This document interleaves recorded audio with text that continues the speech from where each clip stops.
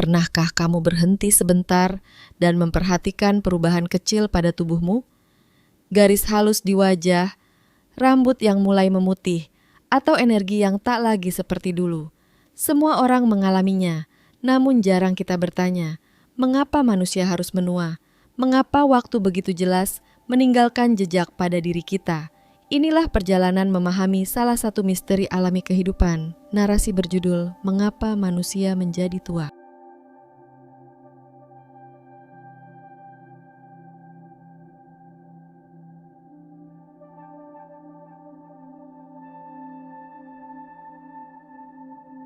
Mengapa manusia menjadi tua? Pertanyaan ini selalu terdengar sederhana, tetapi ketika benar-benar kita renungkan, jawabannya tidak pernah sesederhana kelihatannya. Banyak orang bisa menjelaskan bahwa manusia lahir sebagai bayi, tumbuh menjadi anak-anak, berkembang menjadi remaja, dewasa, lalu akhirnya memasuki usia tua. Itu adalah perjalanan hidup yang semua orang tahu. Namun pertanyaannya bukan sekadar apa saja tahap hidup manusia. Pertanyaan yang jauh lebih dalam adalah, mengapa tubuh manusia harus menua? Mengapa tidak tetap kuat, segar, dan muda selamanya? Keinginan untuk tetap muda adalah salah satu keinginan paling universal dalam sejarah manusia. Dari zaman dahulu sampai hari ini, manusia mencari cara untuk mempertahankan keremajaan. Dari ramuan tradisional, latihan fisik, diet sehat, hingga teknologi modern seperti skincare, suplementasi, bahkan operasi estetika. Semua dilakukan demi satu harapan, terlihat muda lebih lama. Tetapi kenyataan selalu berkata lain. Sehebat apapun usaha manusia melawan penuaan, proses itu tetap berjalan. Ada titik ketika tubuh tidak lagi merespon seperti dulu, tenaga tidak lagi setangguh sebelumnya, kulit tidak lagi selentur masa muda, dan organ-organ tubuh mulai bekerja dengan ritme yang lebih lambat. Penuaan adalah proses yang tidak bisa dihentikan. Kita hanya bisa memperlambatnya, tidak pernah bisa menghentikannya. Mengapa demikian? Dalam ilmu psikologi, ada teori yang dikenal sebagai teori kontinuitas. Teori ini menjelaskan bahwa manusia cenderung mempertahankan pola hidup, kebiasaan, dan perilaku mereka sepanjang usia. Ketika seseorang memasuki usia lanjut, mereka tetap mencoba melakukan hal-hal yang selama ini membuat mereka merasa sehat dan seimbang. Namun meski begitu, tubuh tetap mengalami kemunduran. Tubuh mengikuti hukum biologisnya sendiri, sebuah hukum yang jauh lebih kuat daripada kemauan individu. Contohnya, banyak orang lanjut usia lebih memilih berinteraksi dengan sesama lansia dibandingkan dengan generasi yang lebih muda. Bukan karena mereka tidak suka anak-anak muda, tetapi karena ritme tubuh mereka sudah berbeda. Anak muda bergerak cepat, penuh energi, dengan aktivitas fisik yang intens. Sedangkan lansia tidak lagi bisa mengikuti kecepatan itu. Mereka lebih nyaman dengan orang-orang yang berada dalam ritme yang sama, yang memahami batasan fisik mereka. Dengan kata lain, penuaan membuat manusia menemukan lingkungannya sendiri, bukan hanya secara fisik, tetapi juga secara sosial. Proses ini semakin menarik ketika kita melihatnya dari sisi psikologi perkembangan. Seorang tokoh besar dalam psikologi, Erik Erikson, menjabarkan bahwa manusia melewati 8 tahap kehidupan.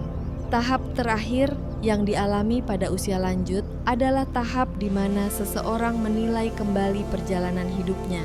Pada masa ini, seseorang bisa merasakan kedamaian atau justru penyesalan. Kedua perasaan ini sangat dipengaruhi oleh kondisi fisik yang semakin menurun dan persepsi manusia terhadap dirinya sendiri. Di tahap ini, manusia bukan hanya berhadapan dengan tubuhnya yang berubah. Mereka berhadapan dengan dirinya sendiri. Memori, pengalaman hidup, dan pencapaian yang pernah diraih. Perubahan psikologis dan perubahan biologis berjalan berdampingan, memengaruhi satu sama lain, dan keduanya turut menentukan bagaimana seseorang menjalani masa tuanya. Namun, akar penuaan bukan hanya psikologis atau sosial. Akar paling dasar dari penuaan terletak jauh di dalam tubuh, di dalam sel manusia. Ilmu genetika menyatakan bahwa sel tubuh kita memiliki batas kemampuan untuk membelah. Secara rata-rata, sel manusia hanya dapat membelah sekitar 50 kali sebelum akhirnya kehilangan kemampuan regenerasi. Setelah mencapai batas ini, sel tidak lagi bekerja dengan optimal. Jaringan melemah, organ melambat, dan itu adalah salah satu penjelasan ilmiah paling kuat tentang mengapa manusia menua. Tubuh kita seperti mesin yang luar biasa rumit. Namun bahkan mesin terbaik pun memiliki batas usia pakai. Dan batas itu sebagian besar ditentukan oleh genetika. Selain genetika, lingkungan memainkan peran besar dalam mempercepat atau memperlambat penuaan. Paparan polusi, asap kendaraan, radiasi matahari, bahan kimia industri, trauma fisik, dan infeksi, semuanya membuat kerusakan sel terjadi lebih cepat. Hal ini diperburuk oleh keberadaan radikal bebas, molekul yang tidak stabil dan mampu merusak sel-sel tubuh. Dalam kondisi normal, tubuh memiliki enzim pelindung untuk menetralkan radikal bebas.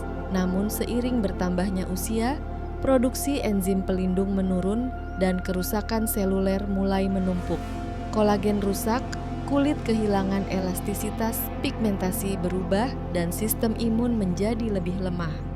Penuaan bukan lagi sekadar proses alami, tetapi juga hasil dari pertempuran panjang antara tubuh dan lingkungan. Yang menarik, penuaan tidak hanya diatur oleh fisik dan lingkungan. Pikiran manusia punya peran yang jauh lebih besar daripada yang sering kita bayangkan.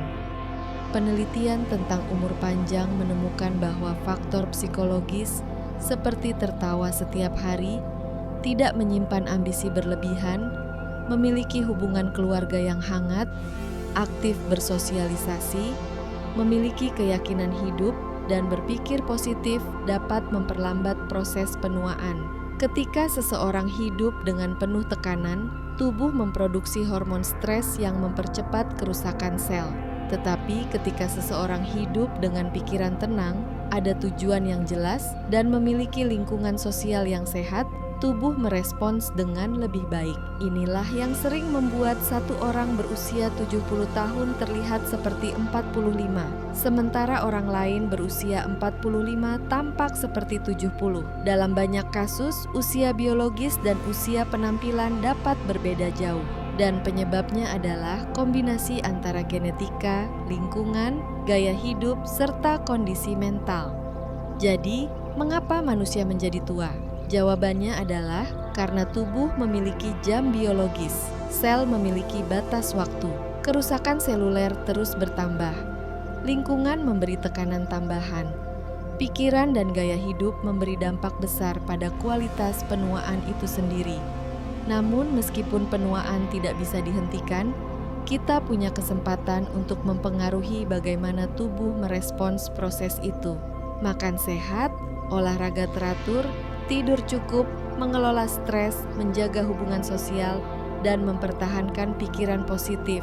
Semuanya dapat memperlambat tanda-tanda penuaan, bahkan membuat seseorang terlihat jauh lebih muda dari usianya. Penuaan adalah perjalanan yang tak dapat dihindari, tetapi bagaimana kita menjalaninya sepenuhnya berada di tangan kita sendiri. Apakah kita memilih terlihat tua karena usia, atau terlihat tua karena gaya hidup? Apakah kita ingin menua dengan damai, atau justru terbebani oleh perubahan yang tidak kita pahami? Pilihan itu hadir di depan setiap manusia, dan perjalanan penuaan adalah bagian dari kisah kita semua. Jika video ini memberi makna dan semangat baru untukmu, jangan lupa tekan subscribe, like, dan share. Dengan membagikan video ini, mungkin kamu telah membantu seseorang di luar sana untuk menemukan kembali semangat hidupnya dan menjadi versi terbaik dari dirinya sendiri. Terima kasih sudah menonton. Sampai jumpa di video berikutnya.